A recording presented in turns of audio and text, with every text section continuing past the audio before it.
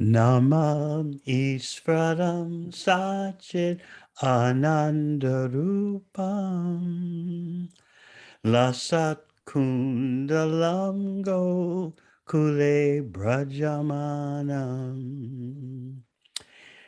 Yashoda Biolukala Davamanam Param Rishtam Achanta To Drutya Gopya Rudantam Moha Netra Yugmam Rijantam Karam Boja Yugmena Satanka Netram Muswasa Kampa Chirekanka Kanta Stita Grivam Damodaram Bhakti Bhattam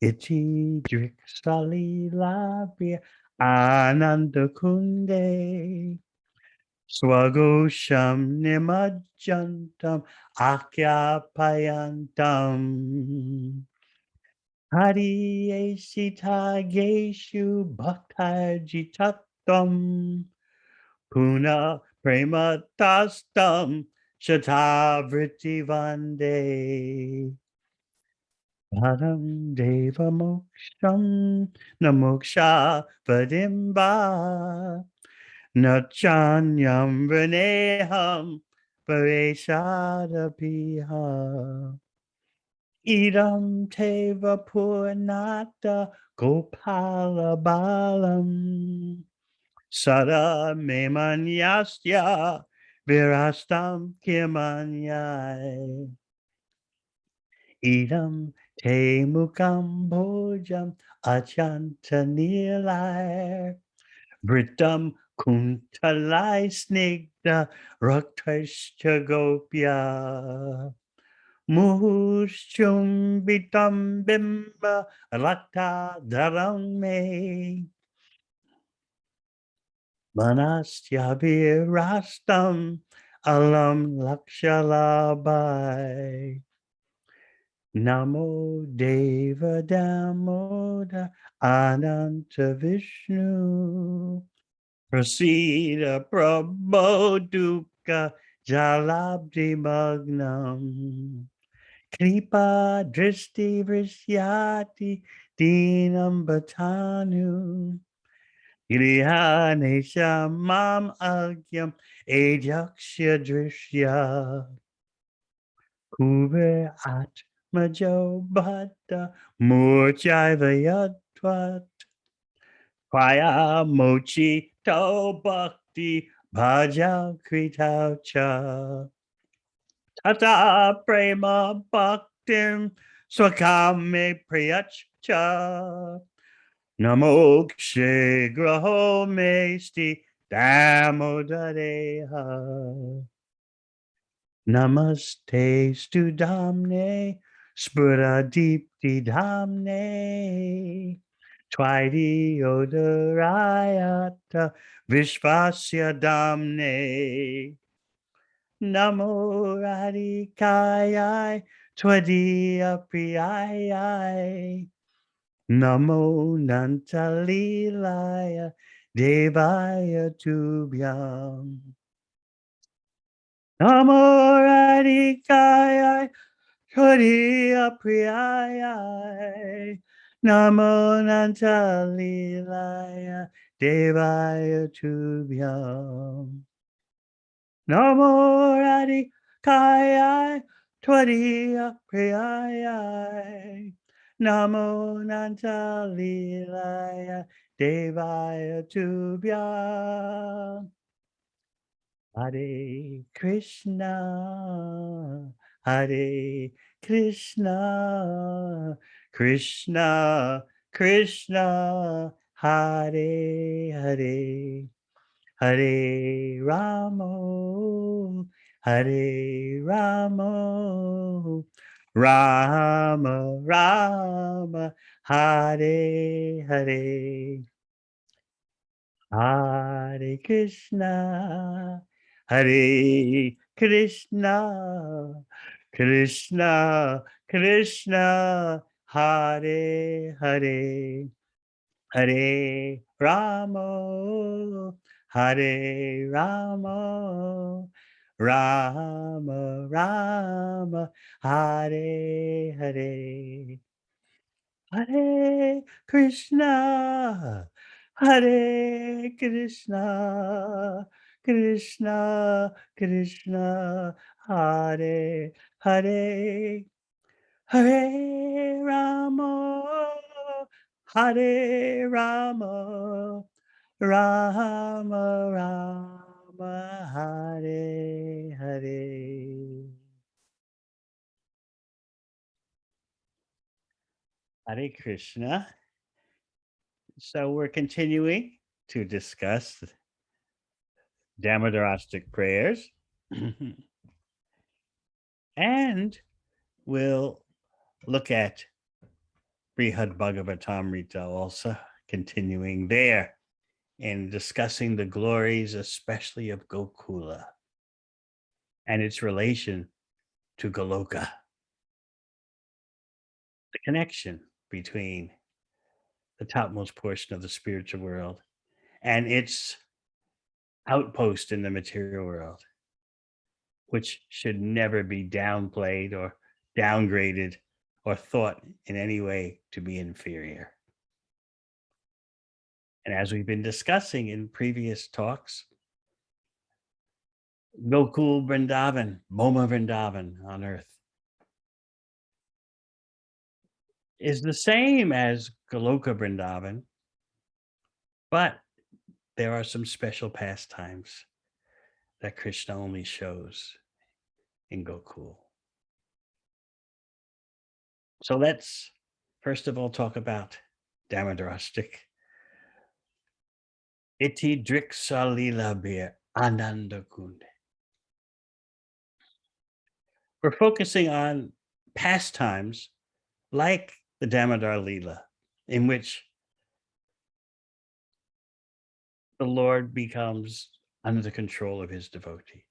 So this is how the prayer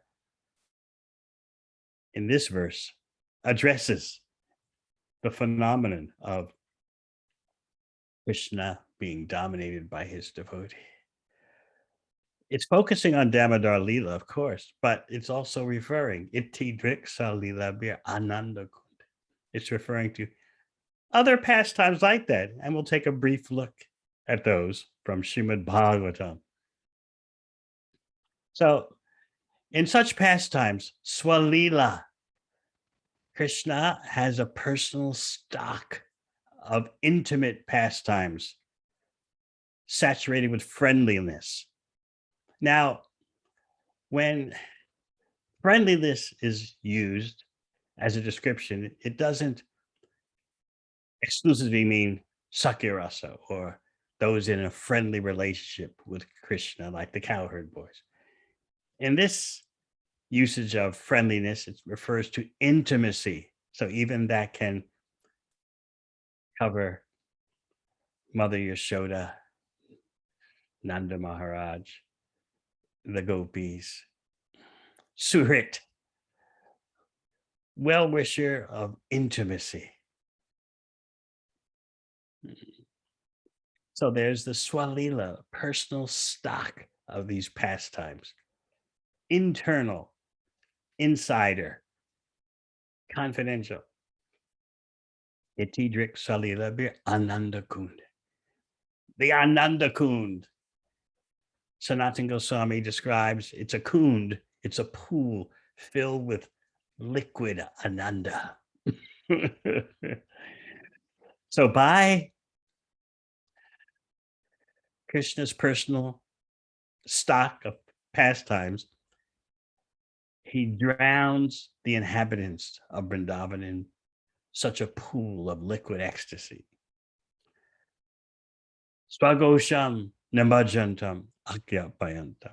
Swagosham, his own people, his own personal stock of pastimes, and his own people, the Brajavasis. He wants to demonstrate something. And we'll hear more about this. He wants to demonstrate to the internal devotees and the external devotees, to those devotees who are in pure, 100% spontaneous love, the Brijvasis, as well as those devotees who have some Bhagavat Aishvarya Gyan, knowledge of the Lord's opulences and majesty and power to which they're attached. So we'll talk more about that. Swagosham. He's got his own people, the Brijvasis, and Swagosham Namajandam Akrapayanta. He's immersing them in the Ananda Kund, and at the same time, he's Akapayantam, he's demonstrating, he's showing various types of devotees. Adiyesita Geshu Bhaktar Jitatvam. He's showing devotees who are attached to his opulence that Bhaktar Jitatvam, he is controlled. He comes under the control. He's conquered by the love of the spontaneous devotees who don't care to know he's God, who don't care to know of his inconceivable powers. To them, Krishna is just their dearest friend, dearest son, dearest lover.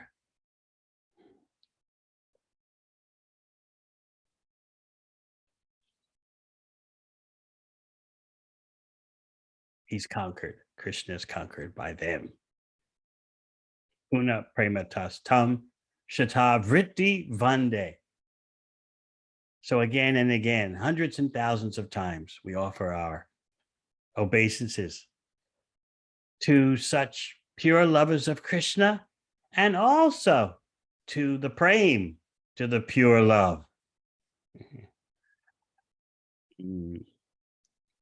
So let's do a quick review for those of you who haven't heard. We're in Brihad Bhagavatamrita, Volume 3, Chapter 5, and we've been discussing how the secret portion of Vaikuntha, one of them is Ayodhya, the other is Dwarka, but they don't compare to Goloka, because only in Goloka are the Lord and his devotees free to engage in 100% intimacy, devoid of majesty. So Narada Muni is speaking, and he's explaining Tadrik Bhagavati Prema Paramaishvarya Dristataha Sada Sampadyate Naiva Bhayat Gaurava Sambhavat. One can never achieve such pure love for the personality of Godhead by concentrating on his supreme power, because in that mood, one invariably feels fear and reverence. So he's talking about the Parama Aishvarya, the supreme opulence, as demonstrated in Vaikuntha, Ayodhya, Dwarka, but hidden in Goloka Vrindavan. Krishna always has his opulence, but in Goloka Vrindavan, as we'll hear, he can cover it over for the sake of sweetness.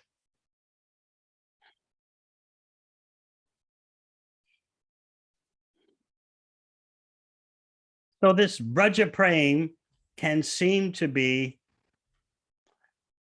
an inferior experience compared to Vaikuntha because it looks so simple.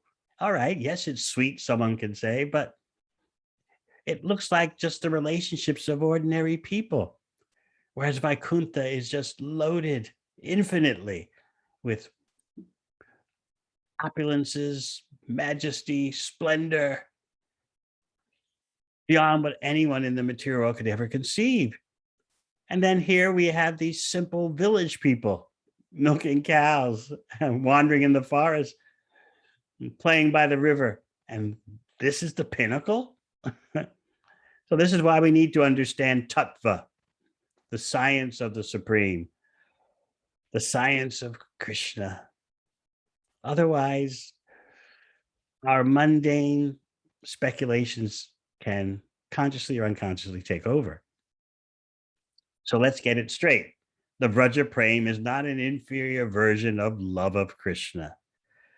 It's not any kind of love related to worldly affection. It's far superior to any feeling known in three places, Sanatana Goswami explains. Far superior to what's known in the loka, the material world. Far superior than what is known as aloka, the coverings of the material world, and far superior to what is known even in Atiloka, the Vaikuntha planets beyond the coverings around the material universe. Knowing this, you can begin to understand the Ananda Kund, that pool of supreme sweetness that Damodar drowns the Brijbasis in. So I wanted to share, especially with you, one very deep purport from Briha Bhagavatamrita, which um, is so succinct, so packed with understanding. We're going to hear how Goloka has intimate sweetness, amazing opulence, and worldly simplicity. It's the worldly simplicity that kind of can be bewildering. I mean, even Brahma got bewildered. Even Indra got bewildered. You remember Brahma before the Brahma Vimohana Leela, the Leela in which he thought he was taking away, confiscating the cowherd boys and the calves? He was so bewildered by the scene on the bank of the Yamuna of Krishna and the cowherd boys taking lunch that he wanted to make an empirical investigation, a laboratory investigation. Is this my worshipful Lord really? Is this Govindamadi Purusham Tamaham Bhajami? The scene looks so simple, even though it's so sweet. The cowherd boys surrounding Krishna on the bank of the Yamuna, taking lunch. Brahma thought to himself, let me make a test. So if Brahma and Indra become bewildered, we'll be speaking about Indra next weekend, Govardhan Puja. Indra actually thought that this little blue boy had become too full of himself and was denying Indra his share of the yagya. He thought he's competing with the little blue boy in the village. He became bewildered by his false ego. Of course, later he'll repent. So again, Goloka means intimate sweetness, amazing opulence, and worldly simplicity. And as we said, it's that third feature that can cause problems in us and others. Because Goloka combines majestic opulence of the spiritual world with the simple sweetness of the material world.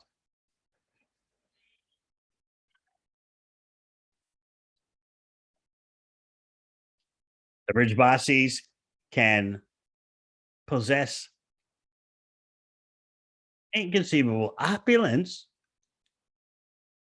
The village seems simple, but what is it made of? Chintamani, touchstone, and Kalpavriksha. The trees are all desire trees, and the cows are all Kamadhenus, wish fulfilling. So that's out of this world. That's super worldly. But at the same time, the bridge buses are so simple. They're so captivating by their simplicity. It's so charming. So Narada Muni explains about the relationships in Goloka. Although that reciprocal affection seems to follow the ways of the ordinary world, it is beyond the world. It combines intimate sweetness, amazing opulence, and worldly simplicity. So, in the purport presented by Sanatana Goswami and rendered by Gopi Pranadana Prabhu, we find some amazing themes that we can always think about. We get a photo, just like when we sing Jai Radha Madhava, the song by Bhakti Vinod Thakur, we get a photo of Goloka Vrindavan. Jamuna Tira Vanachari, Yashoda Nandana, Brajadana Ranjana. So here in this purport by Sanatana Goswami, you get such a photo. You can see by hearing. That's the best way to see. We hear how Golokanath, the Lord of Goloka, and his residents, his people, care for each other, care for one another in a way that looks like it resembles what people in the material world do. Yet there is inconceivable prem that has nothing to do with the material world. So this makes life in Goloka intriguing for us. It looks kind of like the relationships of the material world, but there's something going on that is just infinitely increasing and all pervading the life there. That is Krishna praying. So therefore, the loving dealings of Braj don't resemble anything in this world, although it seems like they do. They don't, because of the prem factor. Yes, Krishna seems to have a mother,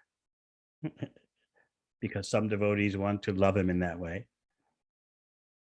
But just think of the motherhood of Yashoda Mai. Just by her remembering Krishna, milk flows from her breast. There's some kind of love going on that is inconceivable. And what about Nanda Maharaj, Krishna's father? Don't you know? Have you had it in your mind, the photo of Nanda Maharaj? He's always drenched in tears, the flood of tears from his own eyes because of love for his son. So you've got a mother who's soaked with breast milk just by her remembering Krishna, and you've got a father whose clothes are always soaked with the flood of his own tears. And then you have the cowherd men, the gopas, seeing that everything they have is for Krishna's pleasure, even their wives and children and homes and cows and buffaloes. And we briefly mentioned before that even the old ladies of Braj have the same mood of Mother Yashoda, yet sometimes they want to, some of them, some of them disguise themselves as their own young daughters to catch Krishna's eye. That's kind of inconceivable, isn't it? Old ladies disguising themselves as their own young daughters. What about the cowherd boys? They're so desirous of seeing Krishna that when they're in the forest and Krishna walks behind a tree, just for that brief amount of time, of course, time and space have no effect in the spiritual world, but for the sake of our talking about it, we use time and space characteristics. But just for that brief moment when he's walked behind a tree, the cowherd boys accompanying him feel the depths of separation. And then what to speak of the cowherd girls who stay behind in the village during the day, waiting for Krishna to return from the forest in the evening. Of course, there are confidential noontime pastimes in the forest, but that's something else. So please focus on these features of life in Brooklyn. How what goes on there is both amazing and sweet, combining, as we said, the majestic opulences of the spiritual world with the simple sweetness of the material world. I know these days you may be especially asking yourself, what's so simple and sweet about the material world? But when things seem to be going good, you know that it seems to be like simple and pleasing. Those brief moments, remember, that come and go so quickly. Mm. That's why Srila Prabhupada referred to material so-called pleasure as third class. It seems to come, and even that's doubtful, and it definitely goes. Looks so inviting, looks so potentially satisfying, and like a shooting star in the sky, it's gone. But it's all the materialist knows, and so therefore we cling to it so madly, so desperately.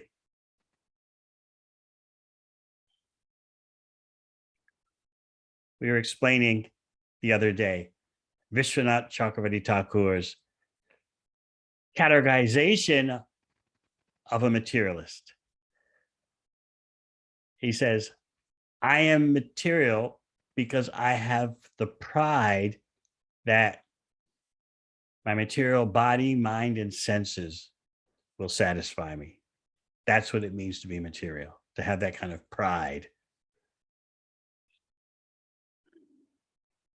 We can think about that and see how we become victimized.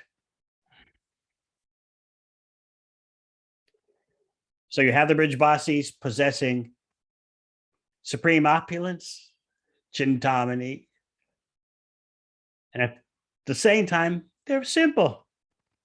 They celebrate festivals and they drench each other in yogurt and buttermilk and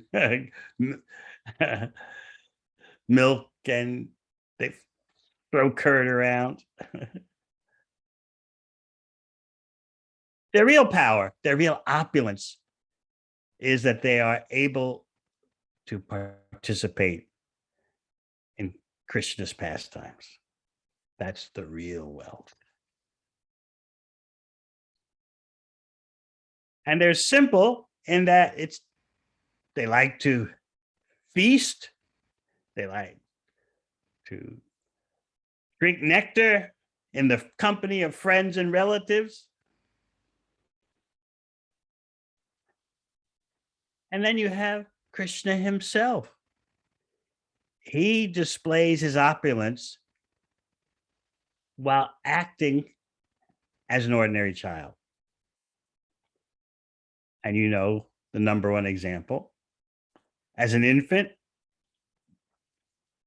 he drank milk from the breast of Putana while sucking out her life air. So here he is acting like a simple infant while doing something inconceivable.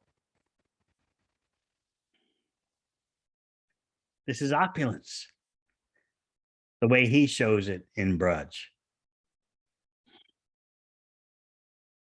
His inconceivable powers are demonstrated in a way that comes through the portal, shall we say, of being a child, acting like an ordinary human being, while at the same time doing things that are inconceivable, achintya. So now let's go to the pastures of Nanda Maharaj, to the village of Nanda Maharaj, and hear more about this Kadyeshi Tageshu Bhakti, this bhakti that conquers.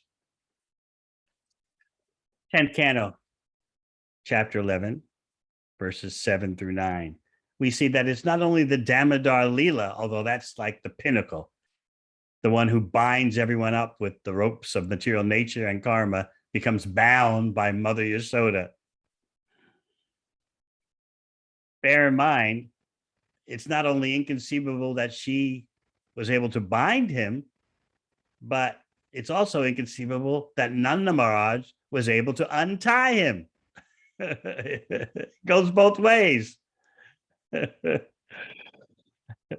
How do you tie up someone who has no beginning or end, no inside or outside? And how do you untie such a person? Maybe you never thought that Nanda Maharaj was also dealing with the inconceivable, while at the same time, always thinking, this is my son. Why did Mother Yashoda tie him up? He was just trying to exchange love with her. He was smiling, even though inside he was ticked off at his wife. He was smiling because he wanted to impart confidence and surety to little Krishna as he untied him. But inside he was burning a bit. Why did you do this?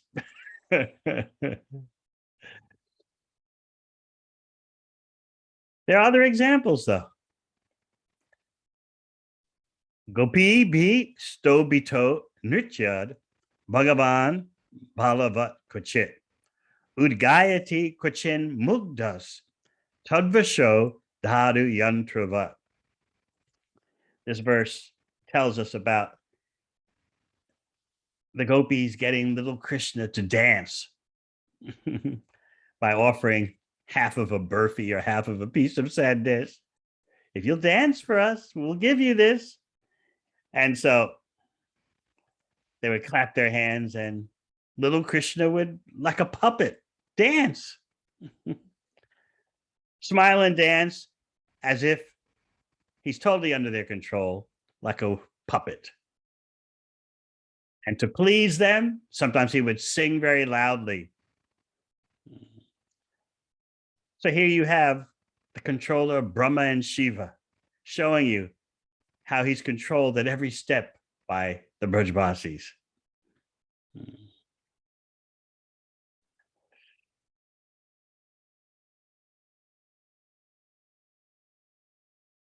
Let's think about his powers.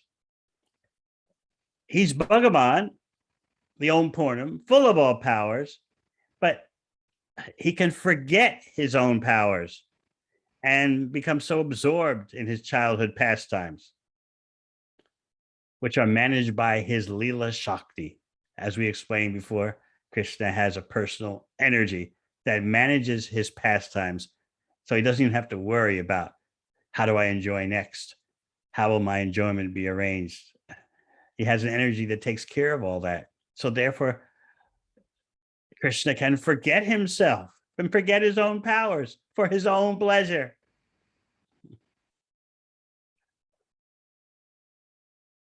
So the elder gopis would get him to dance according to their bidding because he's controlled by their love. And then Shukadeva Goswami tells about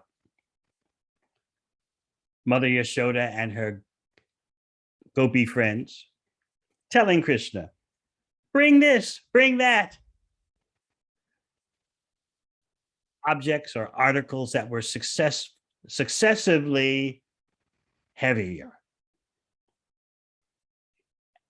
Bring a wooden plank, bring a wooden pot, bring your father's wooden shoes. So ordered by these older gopis, little Krishna would try to bring whatever they requested. Order supplier. But not in the way of material dharma, material religion. No, he's controlled, he's conquered by their love. He's willingly come under the control of their praying.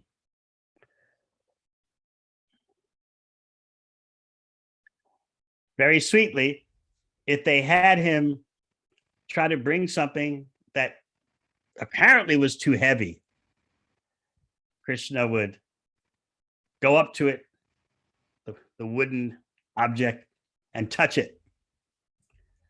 And then to give the impression he couldn't lift it, he would, after touching the object, just slap his body.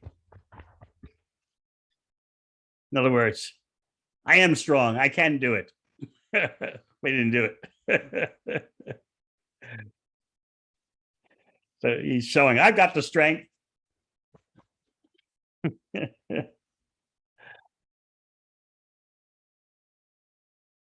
So what does Shukadeva Goswami conclude about all this? Darshyams tad vidam loka atmano britya vasyatam Rajasyo vaha vaiharsham Bhagavan balachastatai. He's Bhagavan, but he's got so many activities of a child who tries to do so many things. So this verse will remind you of Damodara.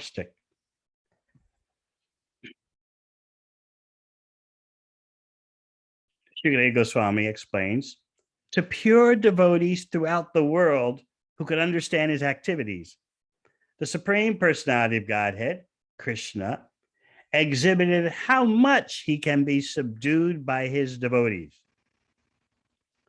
his servants. In this way, he increased the pleasure of the Brajavasis by his childhood activities. Now, his demonstration, Akyapayantam,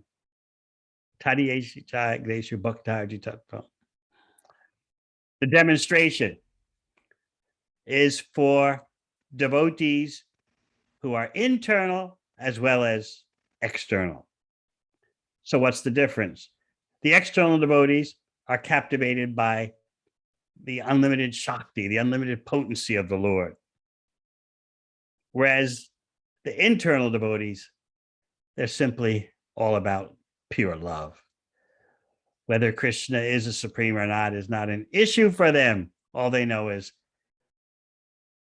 he's the most beautiful lover, he's the most beautiful son, the most beautiful friend, so forth. Now, the demonstration is not for impersonalists, no way. The demonstration is for the external devotees, meaning the Vaikunthites who know the value of devotees. They know the power of devotees. They have some glimpse of the understanding. Therefore, they get to see Damodar Leela. And this is Damodar Krishna's audience. Tadiyeshita Geshu Bhaktar Jitattva. To all those who are attached to the Vaikuntha wealth and power and majesty, I've got something else to show you. And why am I showing it to you? Because you know devotees are very special. So watch this.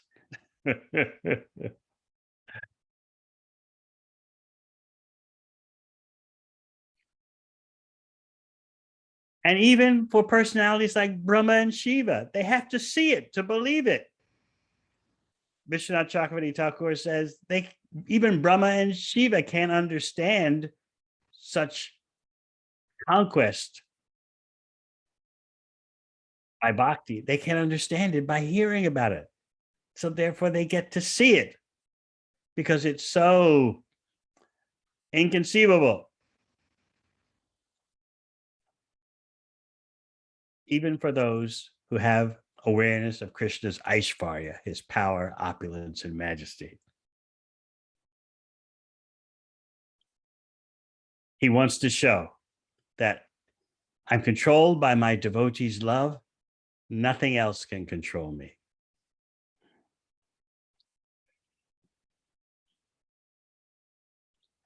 So let's see how much time we can spend now that we've reviewed in the pastures of Nanda Maharaj. Mm.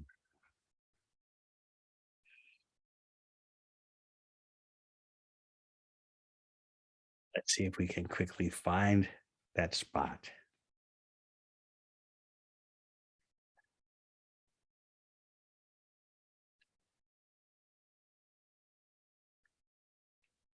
No prematastam shataviti bande.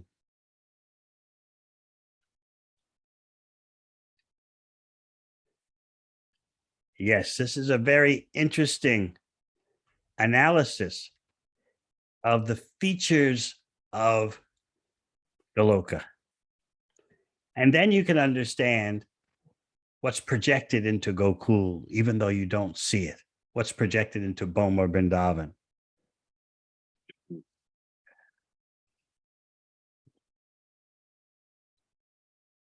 Narada Muni wants you to understand, and we briefly mentioned this before, the special features. There's opulence, there's mercy, there's beauty, there's the splendor of the pastimes, and the subservience to his devotees, to Krishna's devotees.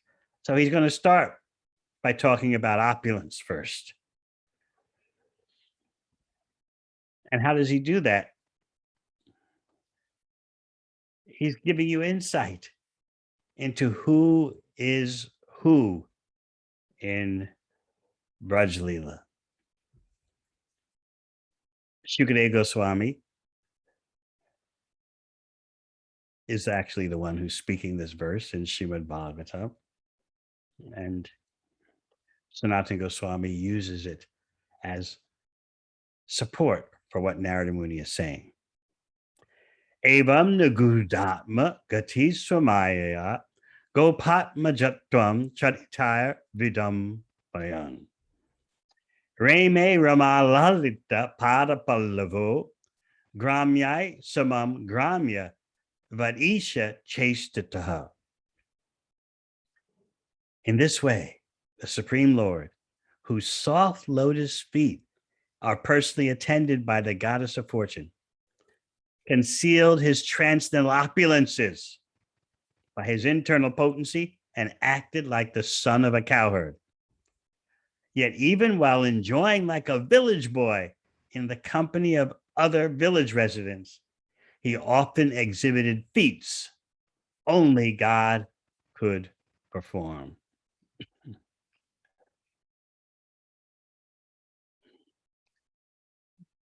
So there are three perplexing themes that you can derive from this verse as the acharyas explain. First of all, Krishna is the son of a king. Nanda Maharaj is the king of the cowherds, not a king like Kamsa, but a king of the cowherds, Gopendra. But even though Krishna is the son of the king of the cowherds, he covers his powers with Yogamaya and fully absorbs himself in being a cowherd boy. That's number one. Number two, his lotus feet are served by Lakshmi, but he covers that also and plays like an ordinary boy. And then number three, he's got powers to kill any demon, but he generally covers his powers, although sometimes he engages in pastimes of killing demons, which those pastimes do show his great powers. So let's focus on the feet, whose soft lotus feet are personally attended by the goddess of fortune. This can be quite confidential because you could take it to refer to the consort of Lord Narayan in Vaikuntha, Mahalakshmi, or you could take it to refer to the supreme goddess of fortune, Srimati Radharani. So the acharyas show you can go either way.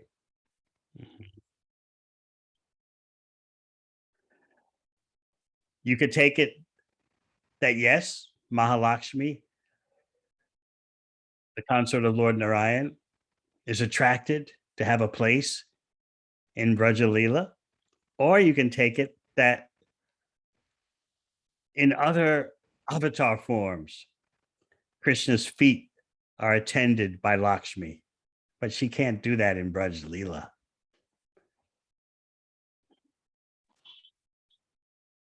Because the pleasure that happens for Krishna in Braj makes him indifferent to the pleasure of pastimes with Lakshmi that he experiences in other avatars or in Vaikuntha.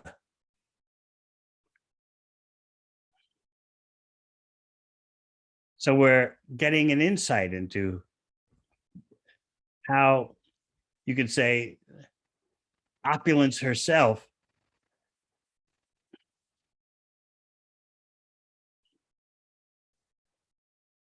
receives indifference from Krishna in his Braj Leela. It's not the place for the Vaikuntha queen.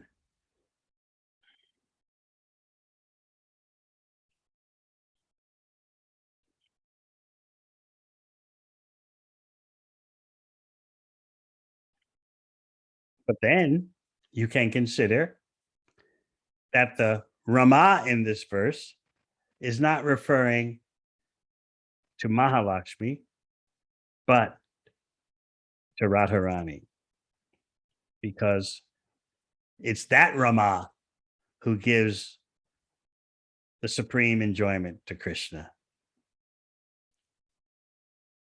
Especially since, as Sanatana Goswami explains, the happiness that Krishna gets from playing as a cowherd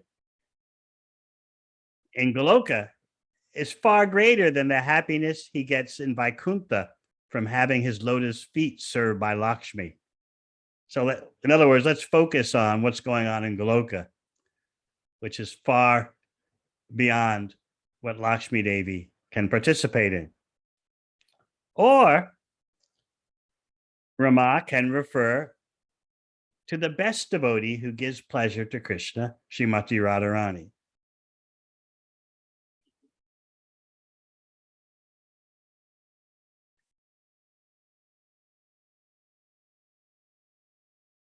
So this is Krishna and his opulence. He reveals himself as a cowherd by his actions. He accepts the cowherd boy form, and he hides his powers, his inconceivable powers, and acts like an ordinary friend. And this way, the sweetness becomes unlimited.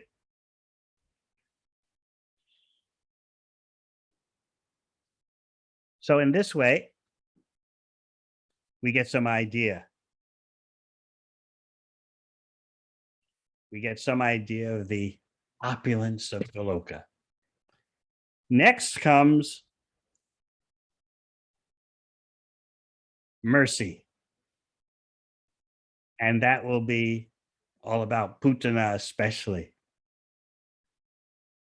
But the discussion of mercy we'll do next time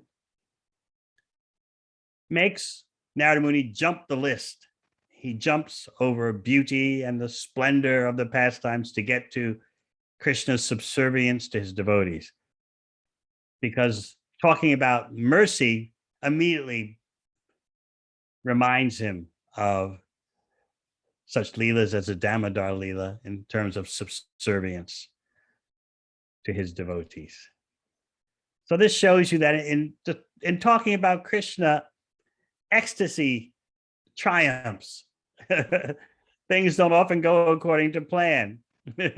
Narada Muni gets carried away with ecstasy. Shukadeva Goswami gets carried away with ecstasy. This is the nature of Krishna Katha. All right. Let's see if anyone has any questions.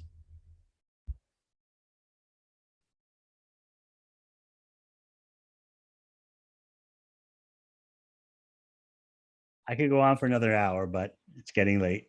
Hare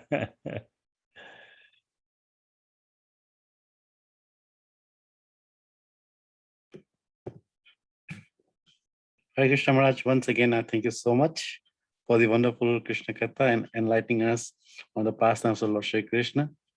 To the devotees, if you've got any questions, please just unmute yourself and feel free to ask the question.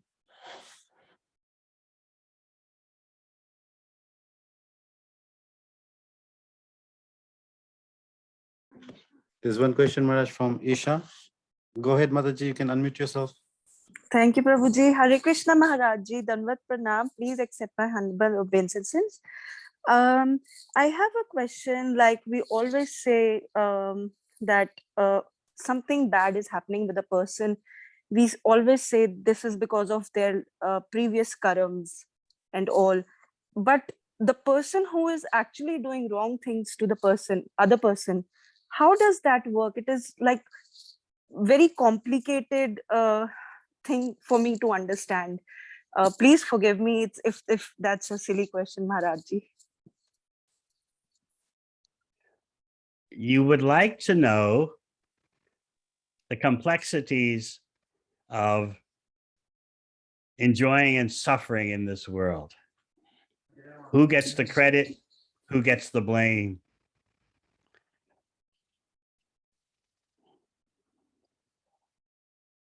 A devotee always feels that whatever happiness is coming his or her way is more than what you deserve.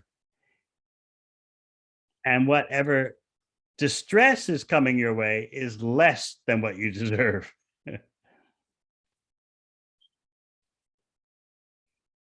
So it's true in the karmic fields of activities that there's action and reaction. Someone injures someone, and that person has to suffer for what he or she has done to some other person or creature. For devotees, it's not exactly karmic reaction. So you have to be careful. Because as Lord Brahma himself explains, karmani nadahati kintu bhakti bhajam govindam adi purusam tamahamajami.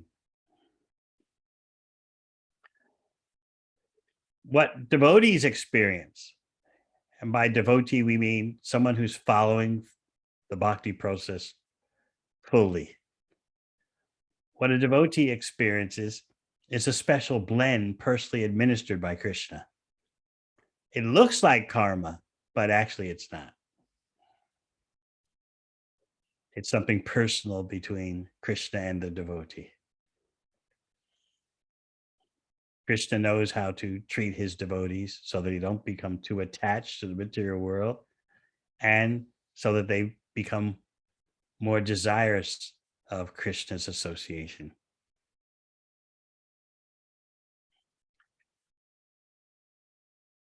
You had something else in mind, or? No, Maharajji. Thank you so much, Maharajji. Hare Krishna. Hare Krishna.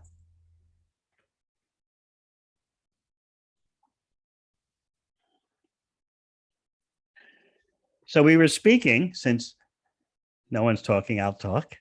We were speaking about the pastures of Nanda Maharaj and how simple pastures, those in New Zealand know a lot about pastures, paddocks.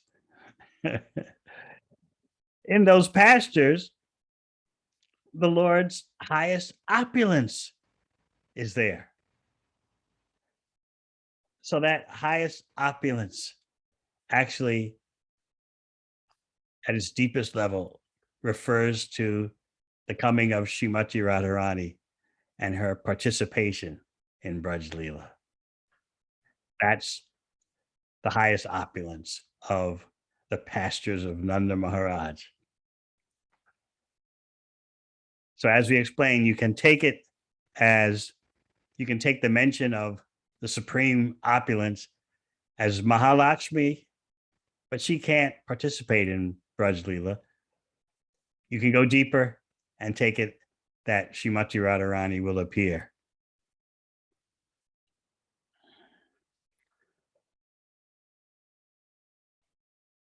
Narada Muni echoes the verse of Shukadeva Goswami that we talked about by saying, the pastures of Nanda Maharaj, unique in their features, have become the land in which the Lord's highest opulence personally sports. The opulence whose mere sidelong glance creates all the glories of the material world, and who serves as mistress of the household for the Lord of Vaikuntha. So it seems, oh yes, this is Mahalakshmi, the mistress of Lord Narayan's household, and whose glance creates the glories of the material world. But as we said, you can go deeper and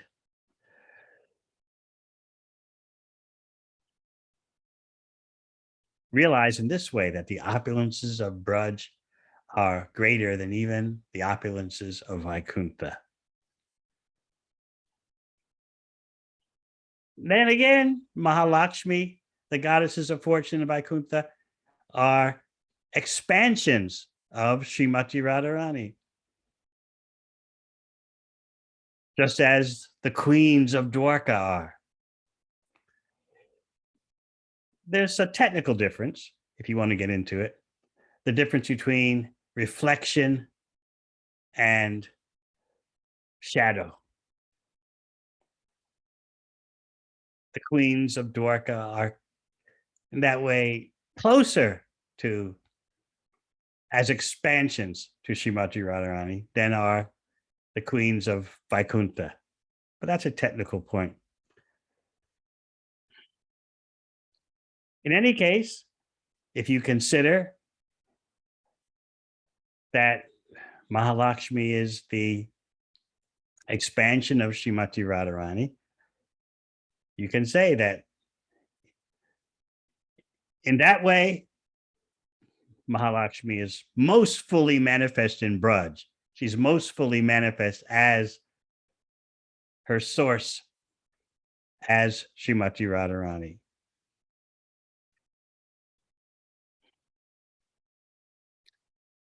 So this is the home of Nanda Maharaj, eternally the abode of the Supreme Personality of Godhead and his transcendental qualities. And even from the very beginning of Krishna's pastimes in Gokul,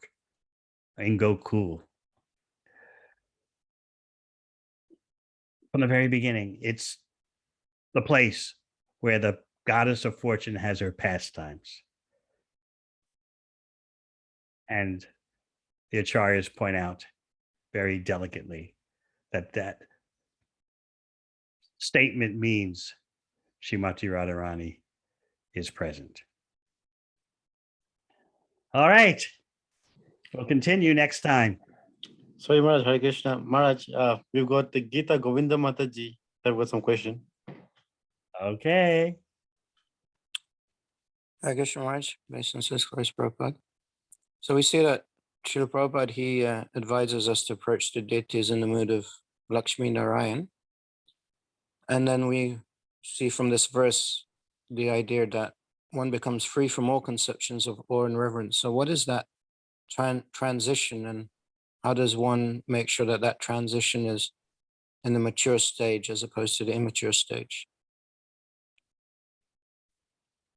Nectar Devotion, Bhakti Rasamrita Sindhu, Rupa Goswami, and Srila Prabhupada instruct that even in the stage of Raganuga Bhakti, when your spontaneous attraction for Krishna is revived, nevertheless, externally, you still follow all the protocols of devotional service. It's a mistake to think that on the higher stage of bhakti, you just throw away all devotional regulations and just kind of be like an avaduta. No. Externally, you follow all the practices, while internally, you're relishing your attraction. And that stage comes of its own accord.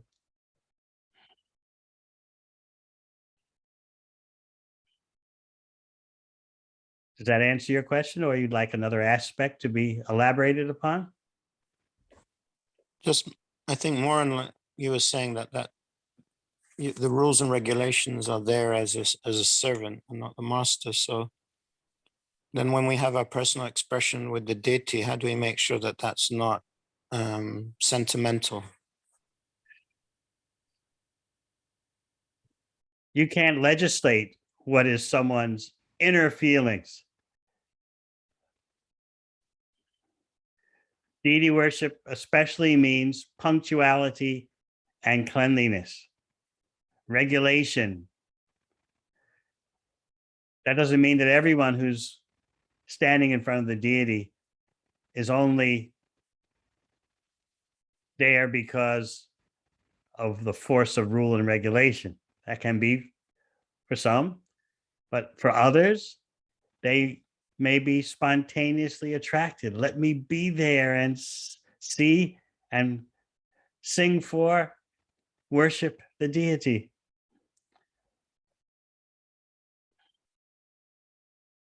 But externally, it can all look the same. That's why I brought up the point, the crucial point, that externally you follow the protocols, whereas internally your spontaneous attraction for Krishna can be revived or is reviving progressively.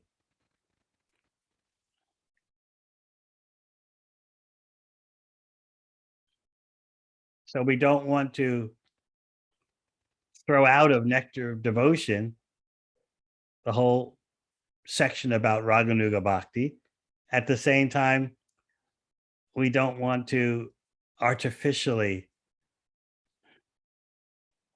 force ourselves into that terrain. Fools rush in where angels fear to tread. Certainly you can hear about it. That's why Nectar Devotion is written.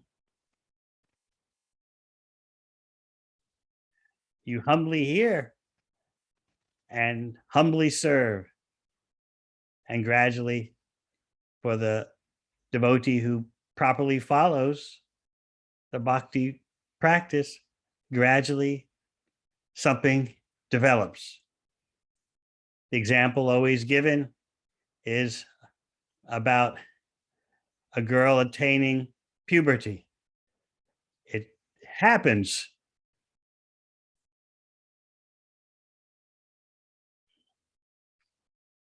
If things proceed as normal in material nature. Similarly, if things proceed as normal in the practice of sadhana bhakti, one progresses in sadhana bhakti from the Vaidhi bhakti stage of rules and regulations to the Raganuga stage. And the Raganuga stage is also part of sadhana bhakti, by the way. So different persons, to sum up, different persons can be in different consciousness, standing in the same temple room before the same deities.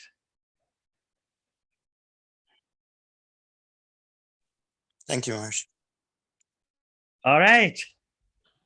I thank you all for your kind association. Till the next time, Hare Krishna.